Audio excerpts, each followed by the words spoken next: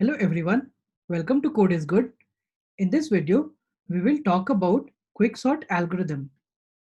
Quicksort algorithm is a divide and conquer algorithm which divides the given input array of numbers to be sorted into smaller chunks and then sorts them accordingly. While doing the implementation of quicksort in our video, we will use recursion over iteration. We will prefer it because recursion makes look our code elegant. In quicksort, it uses a pivot element which splits the array into two parts. Suppose if we are taking the pivot element as middle one, then we have two sets of arrays, one to the left of the pivot element and one to the right of the pivot element. This partitioning of the array is not taking any extra space. Rather, it happens logical that we split the array by using the indices of the array. This is unlike to the merge sort where we were having physical arrays to store the different partitions of the array. In this slide, let's look at an example that how quicksort algorithm helps us in sorting a given list of numbers. We will sort these numbers in the ascending order. For that, we will tend to have few variables which will save the indices of the array. We'll start with a variable called start and an end variable. The start and end will contain the indices of the array that we are going to sort, or we will have them calculate the pivot. We'll initially start with 0 and the end index of this input array. If we see how many elements it has or indices, it is 0, 1, 2, 3, 4, 5, and 6. So in the first iteration, the end will be 0. We will have a couple of more variables like pivot. This pivot is an important term in quicksort. What it does that whenever we choose any pivot element, then all the elements which are less than the pivot will lie in its left, and all the elements which are greater than the pivot element which will lie on its right side. So example, if we are choosing the rightmost element of the array as the pivot, in this case if I take pivot as -40, then we will use it to find the partition partition index of this pivot element, and then we'll see how the indexing of the nested recursion call will happen, and it will eventually get sorted. So another variable will take it as I. We will use this variable to find the partition index, that the pivot index that we have taken. Where should we put this, at what index we should put this -40, so that all the elements less than -40 will lie on its left, and all the elements which are greater than -40 will lie on its right side. We start with I as start -1. The start is the index that we have taken in the beginning. And we'll take another variable called j. We will use this variable to iterate through the array. If we are given start at 0 and end as 6, then j will be having index from 0 to 6. So it will compare all the elements from 0 to index 5 and check, because the last element, as we know, that it is already taken into the pivot variable. So we will do the comparison or iteration between 0 and 5. So initially, since start has been given over here, so we'll take it as 0. This will be the starting of the iteration. And in case where we will find that the input array at index j, given even the first one, when it will be less than the pivot element, then we will increment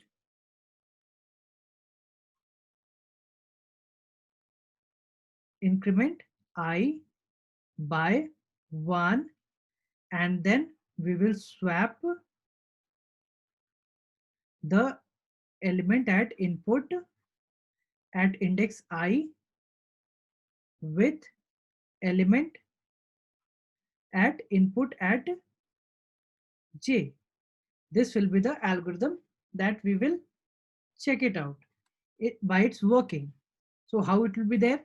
That firstly, since it is a very fresh input array that has come, so we'll pass in the start as 0 and end as 6 to the algorithm, and we will put the pivot as -40 as we are considering the pivot to be the last element. So it is -40. In this case, I is start -1, start is 0, so I is -1. J is start, so it is at 0 index. And then we will compare that if the index, the item at input of j, which is 25, is it less than pivot? No, it is greater than that. Similarly, then we will increment 0 to 1 is the same case that it is greater than the pivot element. So these things will not be done. These two steps will not be done. So we'll keep on incrementing, and as we see that all these numbers are greater than the pivot. So in our case, our algorithm for the incrementing of I was used to find the partition of the element. So it remains, the I remains to -1 over here in our case. So at the end of everything, when the iteration is done by j, then we return that the partition for this given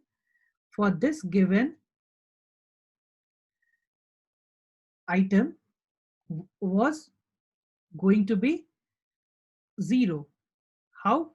That at the end of the iteration by j, we will swap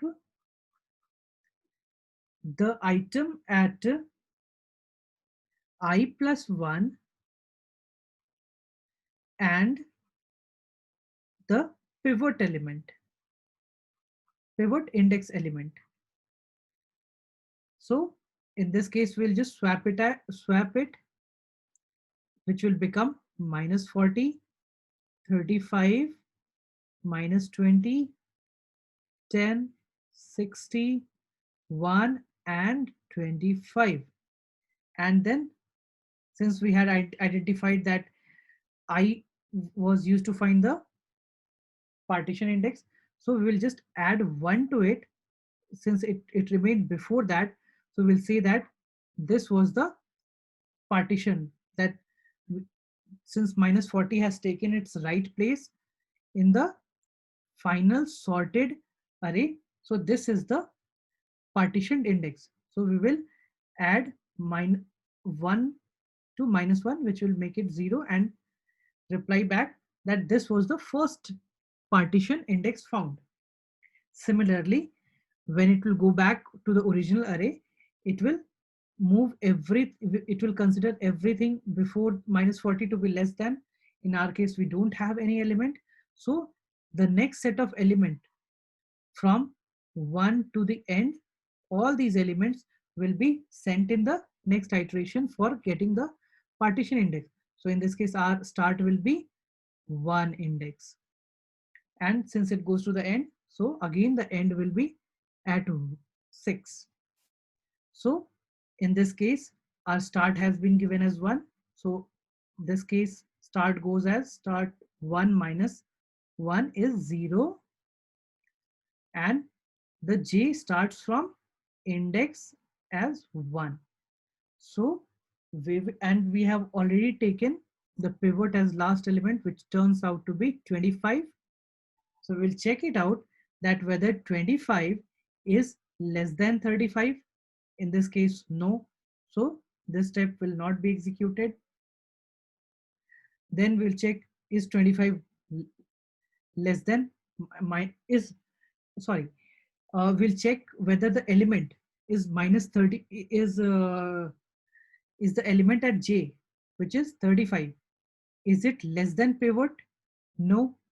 Then we'll increment j by 1 and come to the other index. Then we'll check is the item at second, is it less than pivot? Yes, this satisfies it. So we will increment the value of I by 1, which is 0 to 1 will make it. And then swap these two elements. So at index 1, we will put minus 20, and at index 2, which was j, according to the algorithm over here that we have written, at j we will write 35. Then we will increment the value of j over here, which is 3. I'll write the index over here 0, 1, 2, 3, 4, 5, 6. So at index j, we'll see is this indexed element less than pivot? Yes. Then again we'll swap it with I, and before that we'll increment the value of I, which will make it to 2. So now 35 will be removed from here and written over this index, and this 10 will come over here. Then again we increment the value of j to 4. Is the indexed element at position 4 is less than 25? No, in this case. So this step will not be executed. Then we will increment the value of j to 5 and check whether the item at index 5 is it greater, is it less than pivot? In this case, yes. So we will increment the value of I by 1, which will make it to 3, and then swap the elements at 3 and 5. So we will make, instead of this 35 over here, which was earlier, we'll put the item at index of 5. So it will be 1 over here and 35 will go in here. We are doing the swapping. And since we have reached to the end of the index of n, so 35 remains over here. So the final array, which turns out to be minus 40, minus 20, 10, 1, 60, 35, and 25. Post this, we have a swapping and the return of the partition position. Once we swap the element, which I has turned out to be 3. So at 3 plus 1, 4 index, we will put the pivot element, which will make it 40, minus 20, 10, 1, and this is, and our pivot was 25. And at the end of the position, we'll put the 60th item, which, so this is the final array that we have got. And then return the partition index as it turned out to be 3. So 4 is the index item of partition. So in next case, since fourth element has already taken its place, so this has divided this entire position, or I will draw it over here, that since 25 has taken its right position, so this entire set of array from here to here is the left partition and these two are the right partition. So we will again then call this same array for getting the partition of index 0 from 0 was already there. So from 1 to 2, 1, 2 and 3. This will be the next set of iteration that will be called, and then the right side starts at 5 and ends at 6. So again the same call will happen to get the partition element, that on what that for this given which element is considered is getting the partitioned element for the chosen pivot element. And since in the entire iteration when you will repeat the same set of uh, operations that we had seen in the second case for the third and fourth iteration also, then you will observe that each of the elements is alternatively getting a chance to be the pivot element. So, and as a pivot element, what it says that if this is the pivot, so everything less than the pivot will appear in its left and everything greater than it will appear in its right. So eventually it will land up in getting a sorted array as soon as we will calculate the partition of the array. We had just seen this through an example over a working board. Let's do some code and try to understand it better. For its code, let's go to the ID, and here I have a main method which will act as our driver method for sorting the given number of elements. So in this case, we have an input array of integers with some elements over here, and then we'll call a method called quicksort, which we will implement as of now, and then we'll print it out whether the input array has been sorted or not. We will name the start index as start, and this will remain as end.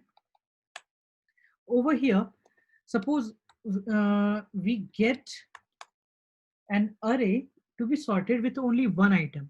In this case, we don't need to sort and we can return back the same array. So we can have a break condition as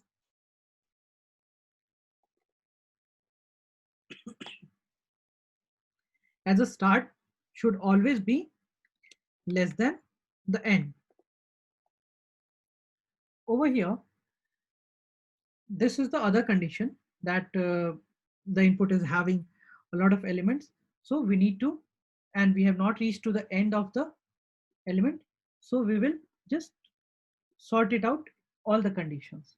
So firstly, we got to find a pivot index. A pivot index. For this, let's call it a method called partition and pass on the input, the start and the end. After getting the first pivot index, which in the previous case was the index as 0, because everything less than minus 22, or in this case, if we see, it is minus 40. So everything less than that will appear in before 0, which was nothing as we saw. So we'll call back the quicksort again with the input array, and then start, and then it will be pivot index -1. Why -1? Because the item at pivot index in this array has already taken its right place. That's why we can take it as -1, and it's like ignoring that item because we don't need to sort it. Then we'll call it for the right partition of that. For that, the start of it will be pivot index plus 1 because pivot index is getting ignored as it has already been placed at the right place in the given input array. So this was the iteration that we were seeing in the previous slides, that firstly 0 to 6 was there, then 1 to 6 was there, then 1 to 3 was there, then lastly the right index of 5 to 6 is there. So let's implement the partition method, which is the most important work in quicksort algorithm. So for that, we had taken some variables in our example before. One was pivot, which is the item at index of end. We had taken, suppose. Then we took a variable called I. It was start minus 1. Then we had an iteration. This was j, and it starts with start and ends at end. For this, we had a couple of steps that if the input at j is less than pivot, then we were incrementing I by 1, and then what we'll do, we'll swap input of I to input at j. Let's create a temp variable over here, store the value of input of I, and then in input of I we will place input of j, and then in input of j we will place the temp. This is how we have done the swapping. Once this swapping is done for the entire iteration from start to end, then reach to the end, and then we do the final swapping of the pivot element to the partition index that has been calculated over here in I. So we will do a swap of input of I plus 1. Why I plus 1? Because till I position, the elements which were less than the pivot has been placed, and from I plus 1, the elements which were greater than the pivot were kept. So we will swap I plus 1 indexed element to the pivot element, which is in our case we have taken the end of the element. So let's take another temp variable in which we'll save input of I plus 1. Then we will put input of I plus 1 and get the value of pivot over here, and then in input of pivot, the last element, will save the value of end. In this way, we will not lose any item which we had considered while swapping. Then we'll return the position of the in partition, which is I plus 1. So for the given set of input elements, let's run our code and check if it works and see the output.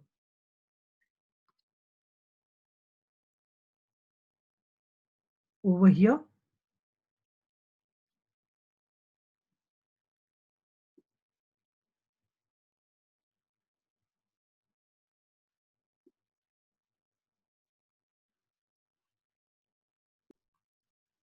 okay, over here we just missed out, and it will be temp over here. It won't be end. So let's, because we were doing the swapping, so let's run it out and check that it has been sorted. So the result shows that the elements which we had taken in the input is sorted.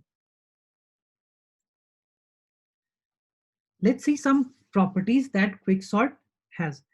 Quicksort is an in-place algorithm that we do not have to create separate or individual arrays, as we had seen in merge sort, that the big array is broken down into single elemented array.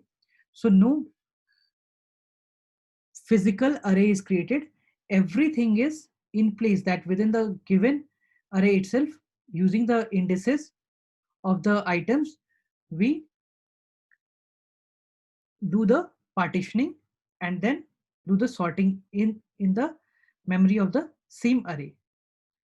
Over the quicksort, the average time complexity is big O of n log n, and where log is to the base of 2.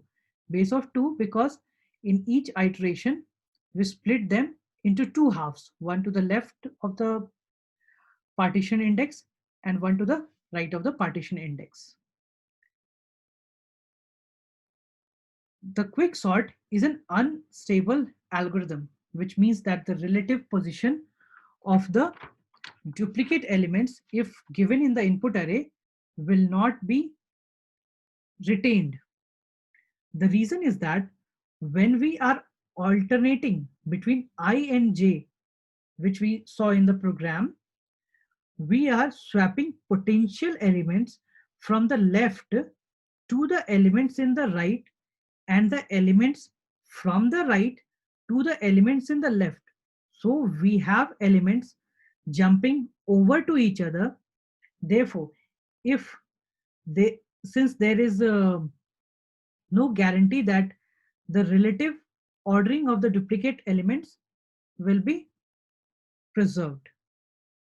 So it turns out to be an unstable algorithm. We choose the pivot element in our case to be the last of the array element each time. So for whatever partition that the partition was getting to calculate the partition index, we always chose the rightmost or the end element. The reason is, whenever we have to choose a pivot element, then we need to make some assumptions that, because choosing of the pivot element, it matters a lot in the performance of the quicksort algorithm. As you can see that the average time complexity of the quicksort is big of log n log n. If we see its worst time complexity, then that will be big of n square. So we pick the first or last element. The first or last element, if the array is not sorted, or if we do not have any information that the array is partially sorted or completely sorted. In case when we know that the array that has been given to us is partially sorted, then it is advisable to take the middle element as pivot. So this is the difference, that how we should choose the pivot element. Also, sometimes we have seen that if we calculate the start, end and middle element of these three elements, if we calculate the median, then in the case where we do not know whether the elements given for sorting, they are somehow sorted or not, then in this case, this proves, or this gives a better performance of log n log n time complexity. And getting a time complexity of big O of n square, that becomes probabilistically very rare. So we should always be focusing on choosing the pivot element index, because this will play a major role in getting the time complexity of the elements that we are taking the taking it as input for sorting. Thank you for watching the video. Please subscribe to Code is Good for encouraging our work. Thank you.